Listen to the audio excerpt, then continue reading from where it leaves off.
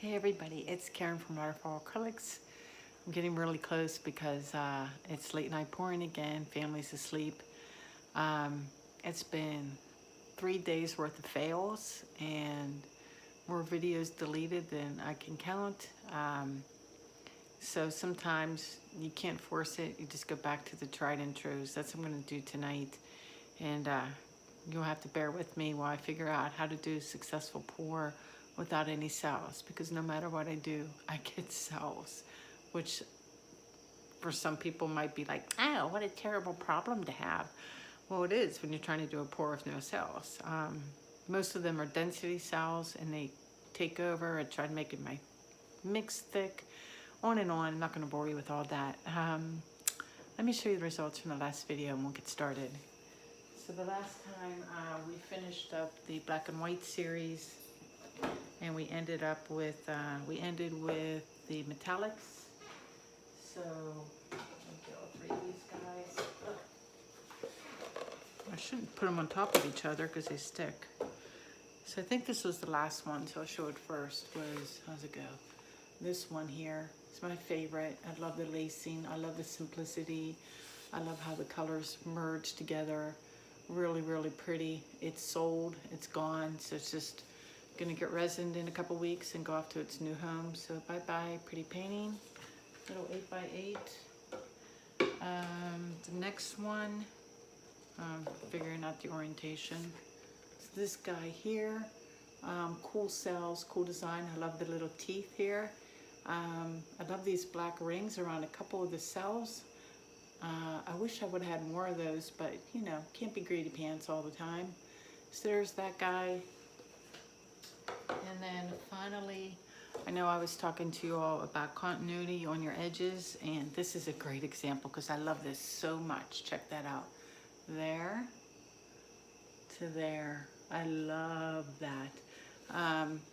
That's important on the smaller pieces where people can put it in a plate stand or a mini easel and they're not gonna hang it on the wall. It's not as important, you don't see it. But for those handheld pieces, continuity on your edges is a really nice touch. So there's that guy, he's awesome too. It's a tie between this one and the first one, which one I love more. But all three will be for sale. And then off camera, I had a little bit of paint left in my cups, so I took these little wood blocks that you get in any craft store. I taped it to make my own lip, and then I just did these little pours. This one's adorable because it got all kinds of little baby cells everywhere, which are adorable. So there's that guy, maybe like that. It's all shimmery. I turned out my pendant light so there's not a glare on my canvas. And then this one reminds me of like a lily pad at the pond. Really super cute. So that's it for the black and white series for a while. One of these days I'll have a successful pour and we can do the series of a couple paintings with no cells. But tonight I'm going back to the tried and true. I'm just going to do a painting and add silicone and have a success. I look very harried. I look as how I feel pretty much. Let me get you down on the canvas. This is a 14 by 18 gallery wrap canvas. 3/4 of an inch deep, so it's not one of those thick guys. That looks really crooked. It's right over there. There we go. So my pouring medium recipe.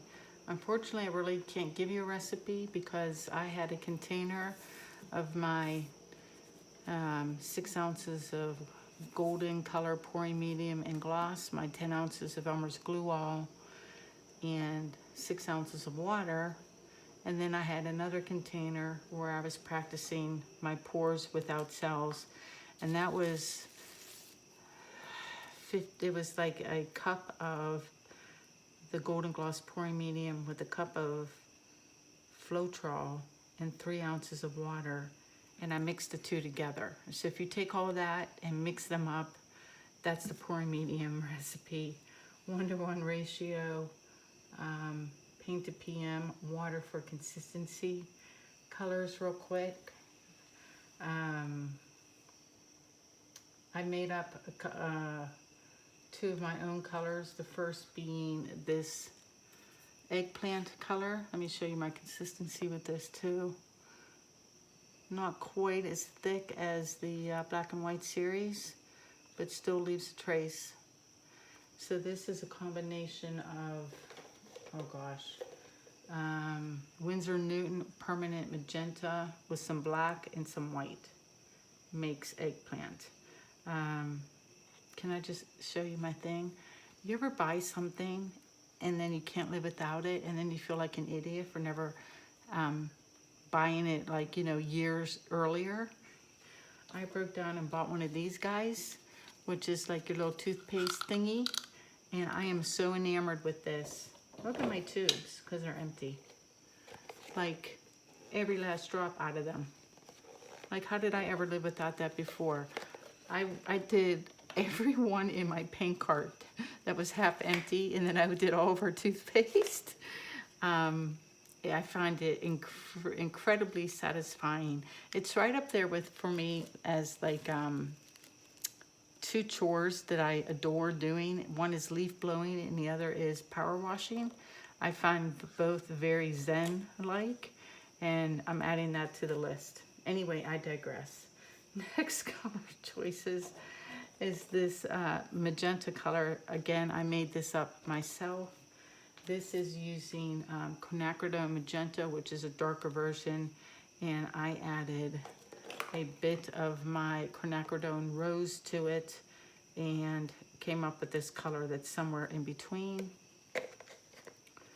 Next up, we have in Amsterdam, this is just a permanent violet, blue violet. It's a nice complement to the eggplant color. We have black, which I didn't intend to do. It's kind of a habit now. And then we have some bronze by Amsterdam. And those are the colors. Giant cup of Artist Loft Flow acrylic in white as well.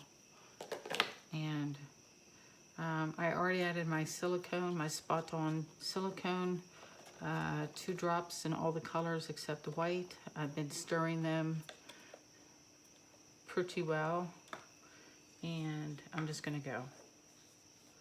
Let me think about my order.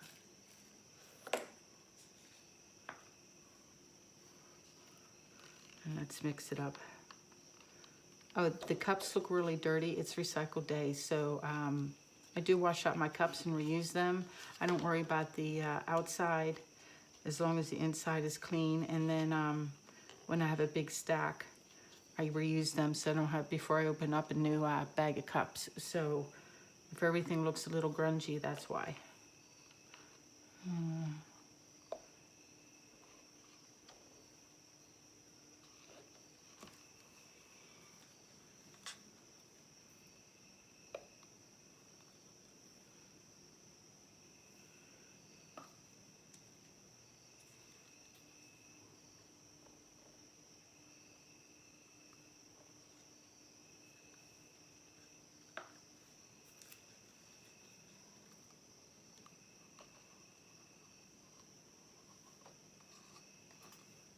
I'm gonna try to be quiet.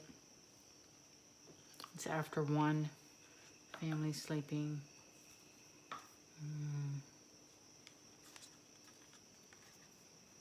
Let's some dark colors together. Let me break that up with the bronze first.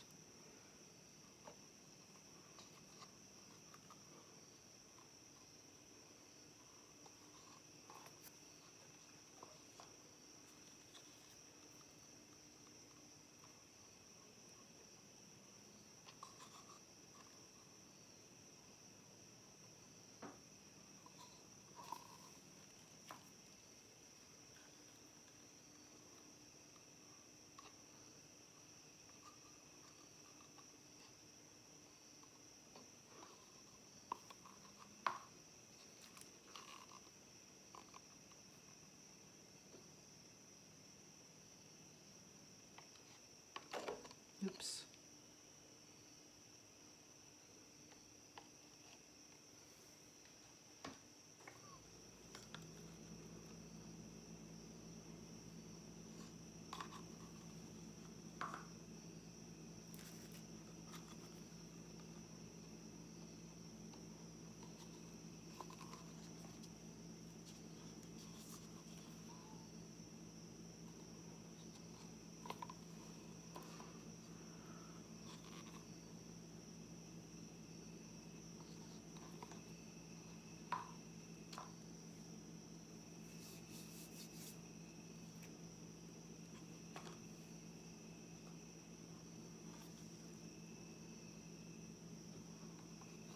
should be plenty of paint.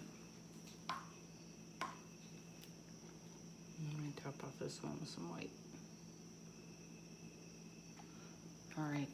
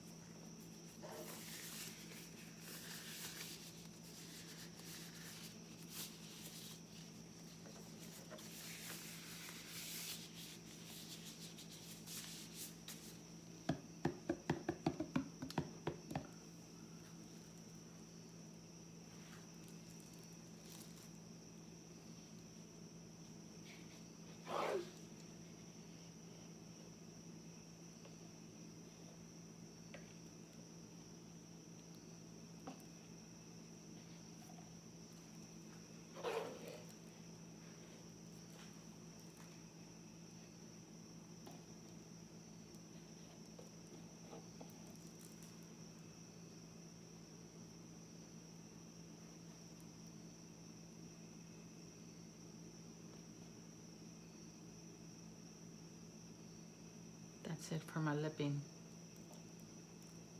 I like the rest.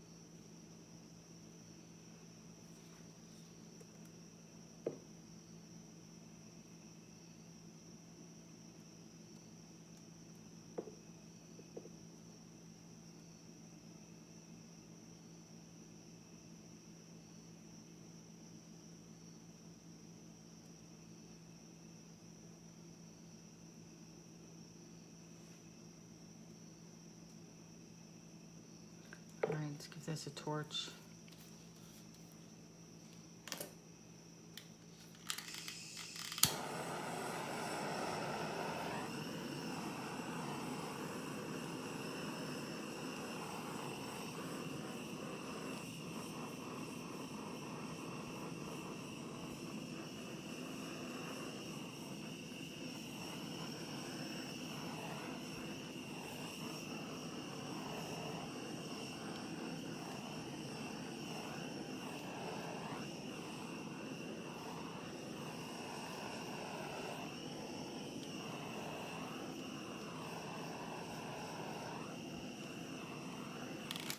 I can't escape the caterpillars, y'all. They love me. I mean, I stirred them in. Like I thought for sure I overstirred.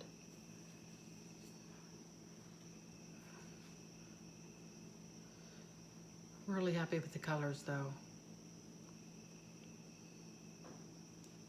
I don't like this. So I'm gonna head over there first.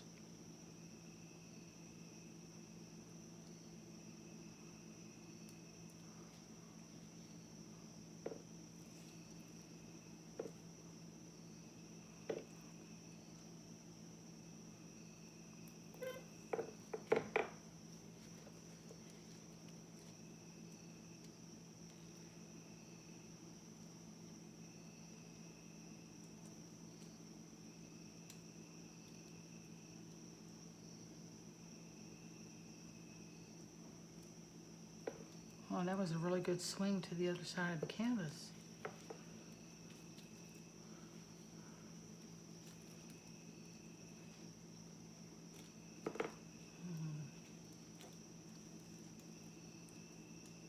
I'll lose some of that dark stuff. What are you gonna do?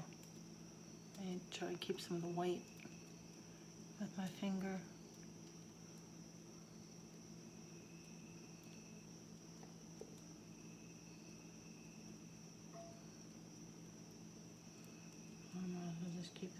roll on down to that other end.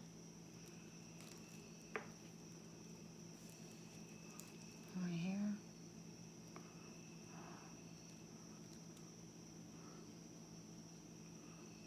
See if there's anything I like there, let it roll off. I'm gonna let it roll off.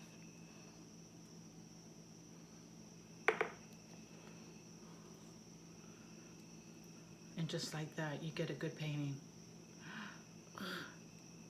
This art form, my God, it just can drive you crazy sometimes.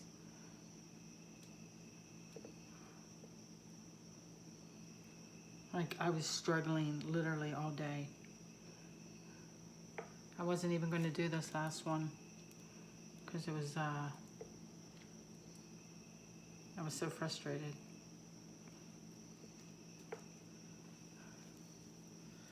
Let me stare at it.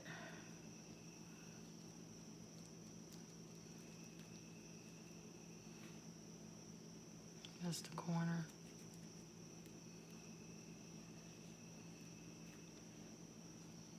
Love the colors. I really like the eggplant color. Just enough black and white. Even the caterpillars don't bother me.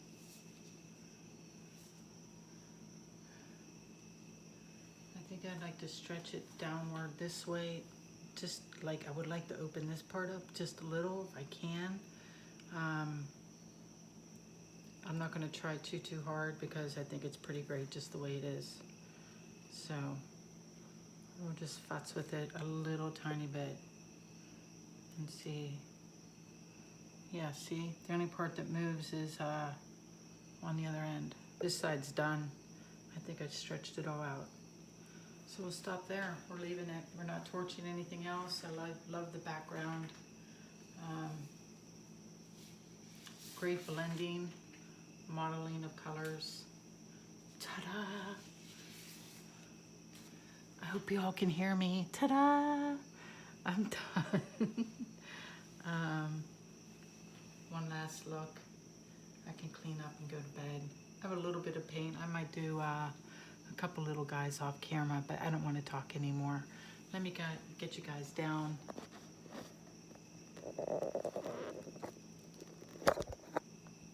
Alright. There's the top. Left-hand corner. I consider this the top. So there's the corner with the awesome purple background. And then these cells. But my favorite part is this corner up here because I love the bronze with that quinacridone magenta. And then coming down, I'm catching a cold. Negative space, one lone cell, and then the bottom corner. That looks pretty great.